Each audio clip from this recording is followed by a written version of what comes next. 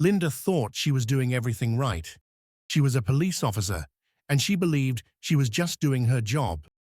But one night, when she hit a black driver during what should have been a simple traffic stop, she learned the hard way that her quick judgments could ruin everything. The night had been quiet. Linda liked these kinds of shifts. It was after 10 p.m., and there weren't many cars on the streets of Columbus anymore.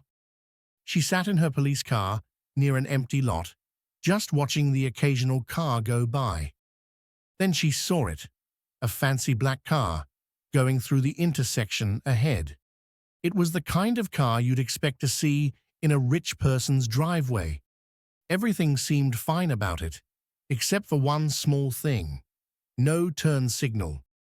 Sure, it was a tiny rule to break, but it was still breaking a rule, and Linda felt like reminding people that rules needed to be followed. She pulled out onto the street, drove up behind the car, and turned on her lights. The black car slowed down smoothly and pulled over to the side of the road. Linda took her time getting out of her car.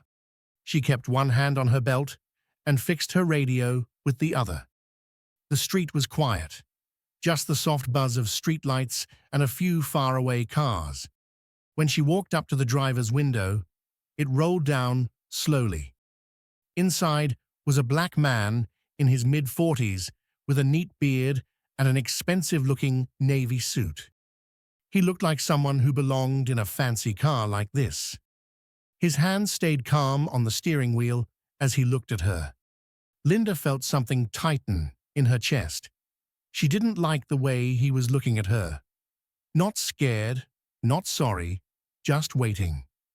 "License and registration," she said, her voice coming out harder than it needed to be. The man blinked once, then reached for his glove box. His movements were slow and controlled, like he knew what she was thinking. "May I ask why I'm being stopped, officer?" His voice was smooth and steady. Linda crossed her arms. Failed to signal a turn back there.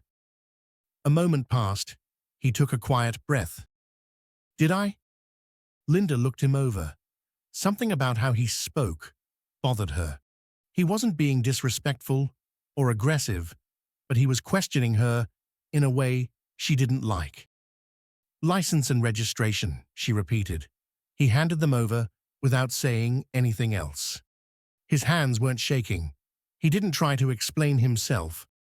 She looked at his ID, barely reading the name before flipping it over. His calm, confident attitude bothered her. "You live around here?" she asked. The man let out a small sigh through his nose, barely noticeable, but it felt like he was making a point. "I don't see how that's relevant." Linda's grip on his ID got tighter. She'd been a police officer for over 10 years, long enough to know when someone wasn't taking her seriously, long enough to know when someone thought they could get away with something. She stood up straighter. "Step out of the vehicle." For the first time, the man's expression changed. His jaw tightened and his head tilted slightly. "Why?" "I asked you to step out." His cheek twitched, but he didn't argue. He just sighed, undid his seatbelt, and opened the door. Linda stepped back as he stood up. He was taller than she expected, and broad-shouldered. He wasn't being aggressive, but something about him made her heart beat faster. She pointed toward the back of the car. "Hands on the trunk." The man breathed out through his nose again, slow and deliberate, before turning to put his palms flat on the cold metal. Linda's heart was pounding. She could feel the power shifting now. This was her chance to show him who was in charge. She reached forward and pressed her hand against his back, pushing him down slightly. He stiffened, and something inside her snapped. Before she could even think about it, before she even knew what she was doing, her hand hit his cheek. The sharp sound of the slap echoed in the empty street. The man's head jerked to the side. His whole body froze. The silence felt heavy, Linda's own breath caught. For a second, the world seemed to stop. Then slowly, he turned his head back to face her. His face showed no emotion, but his jaw clenched once before he took a steady breath. Then, in the most controlled, deliberate movement, he reached into his jacket pocket. Linda's stomach twisted. He pulled out his ID and held it up. Nathaniel Grant. Her eyes moved down, reading the title under his name, Chief of Police. Her boss. Linda's pulse roared in her ears. Her fingers went numb. The ground beneath her felt like it was splitting open. And there, standing right in front of her, Nathaniel Grant just watched. But this was far from over. Linda felt her body freeze up. It was like her brain couldn't process what her eyes were seeing. Chief of Police, not just any police officer, not just some detective from another station. Her boss. She had hit her boss. Nathaniel Grant still held up his ID, holding it loosely, but his face didn't change. He wasn't angry. He wasn't demanding she explain herself. He was just looking at her, and somehow that was worse. Linda could barely breathe. A million thoughts crashed around in her head, but none of them turned into words. She could hear her own heartbeat pounding, like a drum. Chief Grant, She stopped.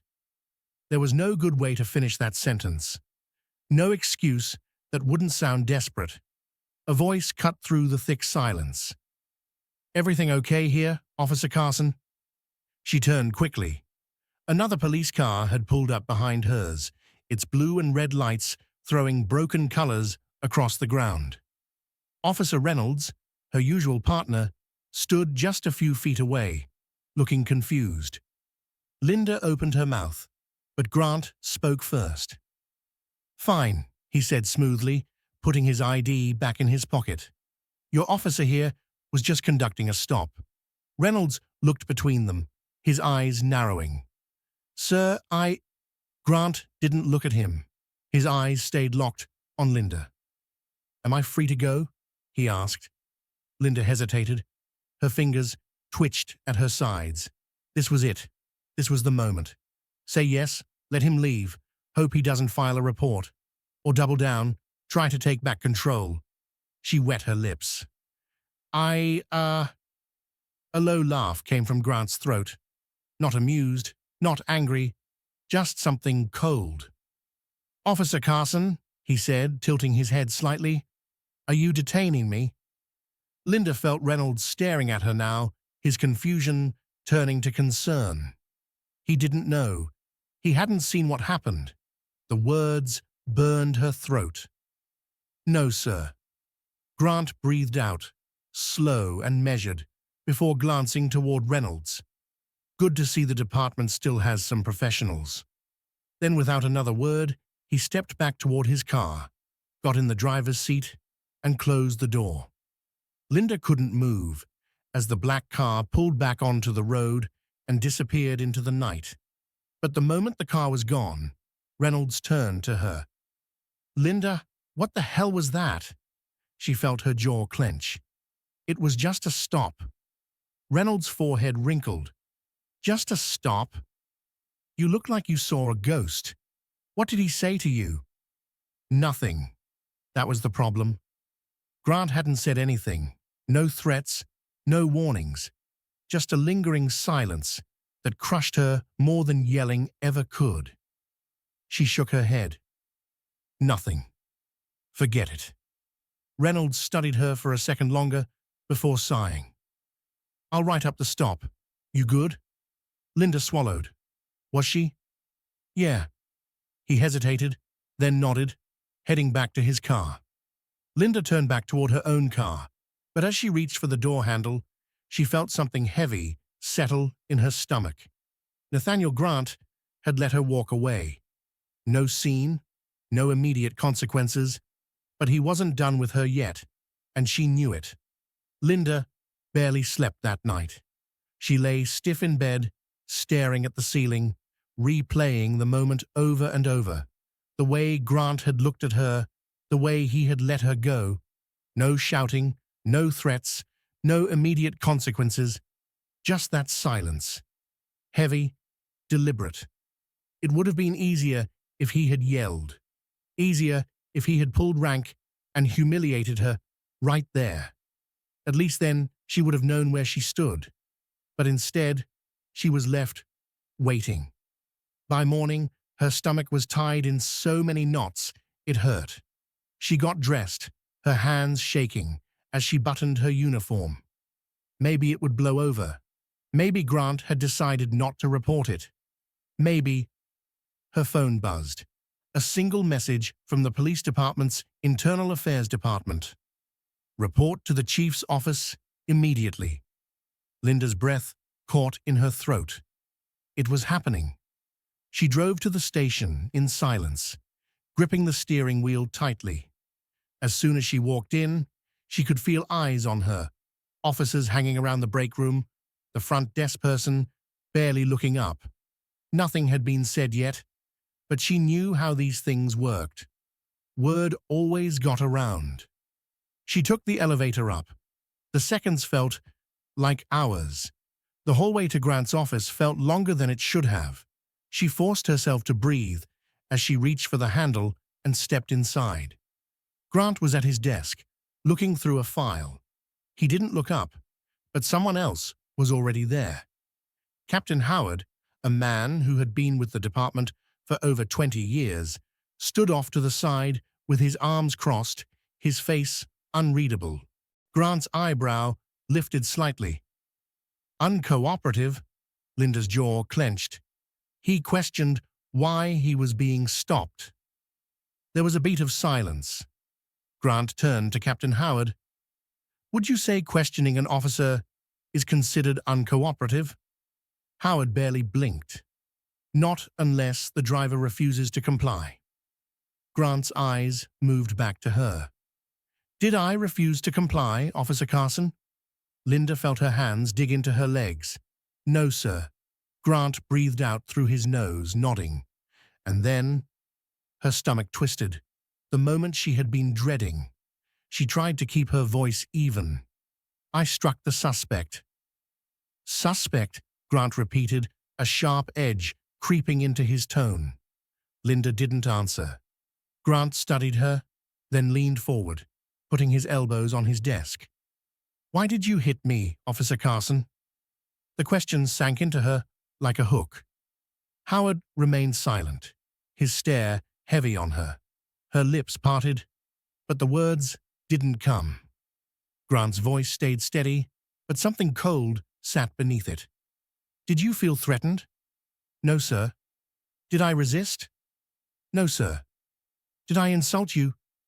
Linda's stomach churned. Grant held her gaze. Then what exactly made you strike me? The room felt too small, the walls too close. Her throat locked up. You don't have an answer, Grant murmured. He didn't yell, didn't call her racist, didn't say anything she hadn't already thought about all night. Instead, he let the silence crush her. Finally, Grant straightened. He took a breath, then slid a single piece of paper across the desk. Her heart stopped. A suspension notice. You're off duty until further notice, he said simply. Linda's hands shook as she reached for it. Chief Grant, But he was already standing. Dismissed. Linda felt like she was sinking. She stood, barely remembering how to walk. Her legs felt like they weren't attached to her body. She barely noticed Captain Howard opening the door for her. But as she stepped out, Grant spoke one last time. We're not done. And she knew he meant it. Linda sat on her couch, staring at the suspension notice in her hands. She had read it over at least 10 times, but the words never changed. Indefinite administrative leave pending review. The weight of it settled in her chest. She had never been suspended before, not once in her 15 years on the force, and now all she could do was wait. Her phone buzzed on the coffee table. For a second, she thought about ignoring it, but when she looked at the screen, her stomach dropped. Nathaniel Grant. She hesitated, her fingers hovering over the screen, before finally answering. Carson. A pause. Then, meet me at Riverside Park. 10 minutes. The call ended before she could say a word. Her pulse was a mess as she put on her jacket and headed out the door. Riverside Park was nearly empty when she arrived. A few people jogging, a couple sitting on a bench, a man walking his dog. The streetlights flickered against the ground, making long shadows. And then she saw him. Nathaniel Grant stood near the edge of the park, hands in his pockets, watching the river move under the bridge. He didn't look up as she walked toward him. For a second she thought about walking away, but something about the way he stood there, calm, unreadable, kept her feet moving. She stopped a few feet away. "You called me," she said. Grant nodded, still not looking at her. "Do you know why I didn't report you to Internal Affairs myself?" Linda swallowed. She had wondered why it had been handled so quietly. Grant finally turned to face her. "Because I wanted you to sit with it first. Feel it." Her jaw tightened. "I do." "No, you don't." His voice was level, but the weight behind it was undeniable. "Not yet." Linda crossed her arms. "Then what is this?" Grant studied her for a long moment, before nodding toward a bench. "Sit." She hesitated, but something in his tone made it clear this wasn't a request. She sat. He followed, resting his elbows on his knees, staring out at the water. Then he spoke. "You ever been pulled over, Carson?" Linda blinked. "What?" "A routine stop," Grant clarified. "Ever had a cop flash their lights at you, ask for your license, ask you where you're going?" She shook her head. "I mean, maybe once or twice." Grant breathed out through his nose. "I've lost count." Linda's stomach tightened. "Every city I've lived in," he continued, "I've had cops stop me, ask me why I was there, even in my own damn neighborhood." Linda didn't know what to say. Grant leaned back against the bench. "You hit me because you were frustrated. But ask yourself why. Why was I frustrating you?" She knew the answer. She just didn't want to say it. Grant didn't let her off the hook. "Because I didn't act afraid of you. You expected me to be nervous, to scramble for my wallet, to act like I was guilty of something," Grant said, watching her closely. "And when I didn't, when I stayed calm, it made you mad." Linda's throat felt dry. Grant shook his head. "You don't see it, do you? You don't see how deep it runs?" She clenched her jaw. "I'm not racist," Grant finished for her. "Maybe not. But what do you call it when you assume someone's a threat just for existing?" The words hit hard. For a long time, neither of them spoke. The sounds of the river and the distant hum of the city filled the silence. Finally, Grant sighed. "I didn't ask you here to tear you apart. I asked you here because you've got a choice to make." Linda frowned. "What choice?" Grant turned toward her, his expression unreadable. "You can walk away from this and tell yourself it was just a mistake." His voice was quiet, but there was no mistaking the weight behind it. "Or you can sit with it, really sit with it, and ask yourself why it happened." Linda looked away, staring at the water. Grant stood. "When Internal Affairs calls you back in, they're going to ask if you've learned anything." He took a step back. "Figure out what your answer is going to be." And just like that, he walked away. Linda sat there, watching his back disappear into the night. And for the first time since the stop, she let herself feel the full weight of what she had done. But this wasn't over yet. Linda spent the next 3 days drowning in silence. Her phone barely rang. No calls from the police station, no texts from her work friends, no updates. It was like she had been erased from the department overnight. She should have been happy about the quiet, should have been grateful for the time to think. But thinking was the problem. Nathaniel Grant's words stuck to her like glue. You can walk away from this and tell yourself it was just a mistake, or you can sit with it. She had told herself she wasn't that kind of police officer. She had never been reckless, never let her feelings control her. But that night, she had. And now the weight of it wouldn't go away. On the fourth day, the call finally came. Internal Affairs. Report in. Linda's hands were sweaty as she drove to the station. The sun was out, but it didn't help the cold feeling in her stomach. As soon as she walked inside, she felt the eyes again. Officers at their desks, a few whispered conversations. They knew. She kept her head down as she walked to the meeting room. The door was already open. Inside, 3 people were waiting. Captain Howard, an internal affairs investigator named Harris, and Nathaniel Grant. He didn't look at her as she walked in.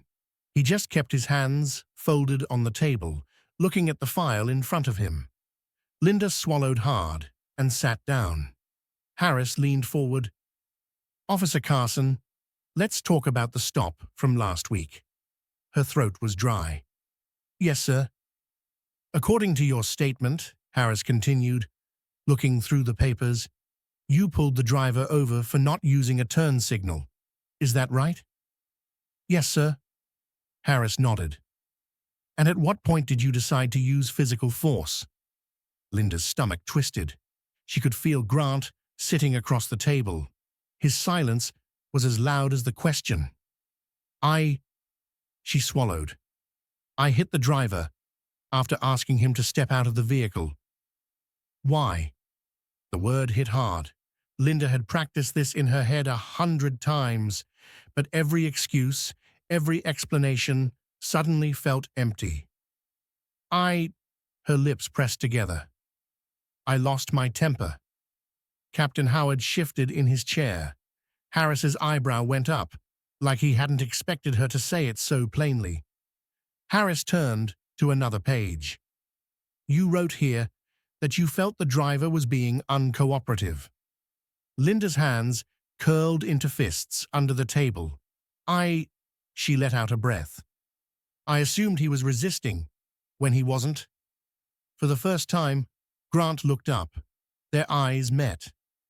Assumed, he repeated. Linda felt the weight of that word. Silence stretched between them. Then Harris cleared his throat. Chief Grant, do you have anything to add? Grant sat back in his chair. He studied her for a moment, then breathed out. Not yet. Harris closed the file. Officer Carson, here's where we are. You've been on the force for 15 years with no problems before. That helps you. But this was an unjustified use of force. We can't ignore that. Linda felt her heart speed up. Harris continued. You're looking at a 60-day suspension without pay. Also, you'll need to take classes on how to handle situations better and deal with bias. If this happens again, you'll lose your job. Linda let out a slow breath. It wasn't good news, but it wasn't the end either. She nodded. Understood. Harris stood up, gathering his papers. We'll finish the paperwork. You can go. Linda got up from her seat, but Grant didn't move. He watched her, his face giving nothing away. Then just as she reached the door, he finally spoke. Carson. She stopped. Grant's voice was calm and steady, but there was no mistaking the weight behind it. This isn't over. Linda didn't turn around. She just held the doorknob, forcing herself to breathe. Because deep down, she knew he was right, and the real work hadn't even started yet. Linda sat in her car outside the station, gripping the steering wheel so tight, her knuckles turned white. 60 days. No pay. Classes on bias. Could have been worse. Should have been worse. She had expected to feel angry, maybe even relieved that she hadn't lost her job completely. But none of those feelings came. Instead, there was something heavier, something she had been avoiding since the moment Grant looked her in the eyes that night. Shame. She had assumed, she had reacted, she had abused her power, and she had gotten away with just a slap on the wrist. Grant was right. This wasn't over. Not by a long shot. The first day of training was humiliating. The room was small, with about 12 other officers, some new ones, some veterans like her. No one talked much. No one wanted to be there. The teacher was a retired detective, an older black woman named Joanna Pierce. She looked around the room, her face giving nothing away. Then she clicked the projector remote. A traffic stop video played. Linda watched in silence. The footage wasn't very clear, taken from a body camera, but the story was clear. A black man pulled over for a small rule break. The officer, white just like her, made things worse. Voice sharp, tone angry. The man kept his hands where they could be seen. His voice stayed calm, but it didn't matter. The officer got more and more frustrated, tension building. And then the officer grabbed him. The room stayed quiet as the video ended. Joanna crossed her arms. Let's talk about assumptions. No one spoke. She let the silence stretch. Then she turned her eyes to Linda. Carson, she said, her voice steady. What did the officer see when he pulled that man over? Linda's throat tightened. She knew the answer. He saw a threat, she said quietly. Joanna nodded. And what did you see when you pulled over Chief Grant? Linda's breath felt heavy. The words came out barely above a whisper. A threat. Joanna tilted her head. And was he? Linda swallowed. No. Joanna leaned forward slightly, her voice softer now. Then where did that idea come from? The question burned through her. Where had it come from? Was it the way she had been trained, the small messages picked up over the years, the idea that certain people in certain places didn't belong? Linda had spent her whole career telling herself she wasn't biased, that she treated everyone the same. But that night with Grant had proved something she didn't want to admit. It wasn't true. She didn't have an answer. Not yet. But for the first time, she wasn't looking away from the question. Joanna held her gaze for a moment longer, then nodded. Good. Linda let out a breath she hadn't realized she was holding. Because for the first time since that night, she wasn't fighting the truth. She was facing it. 2 months later, Linda walked back into the police station. Everything felt the same, but different. The station hummed with the usual noise, phones ringing, boots on tile, the low sound of officers sharing reports. But there was something in the air when people saw her. Not pity, not judgment, just watching. She didn't blame them. She walked to her desk, putting her things down. But before she could sit, a shadow passed by. Nathaniel Grant. He didn't stop, didn't say anything, just walked toward his office. But then right at the door, he hesitated, turned his head slightly. Carson. She stiffened. Sir. A pause. Then, welcome back. Linda swallowed. Thank you. Grant nodded once, then stepped inside his office, closing the door behind him. And for the first time in weeks, Linda breathed. She had been given a second chance. What she did with it was up to her. Prejudice isn't always loud. It doesn't always come with mean words or open hate. Sometimes it's quiet. Sometimes it's just assumptions. Quick decisions based on nothing but fear and what we've learned over time. The question isn't whether or not it exists. The question is, are you willing to face it? And if you are, What will you do about it? If this story made you think, share it. Let's have the conversations that actually matter.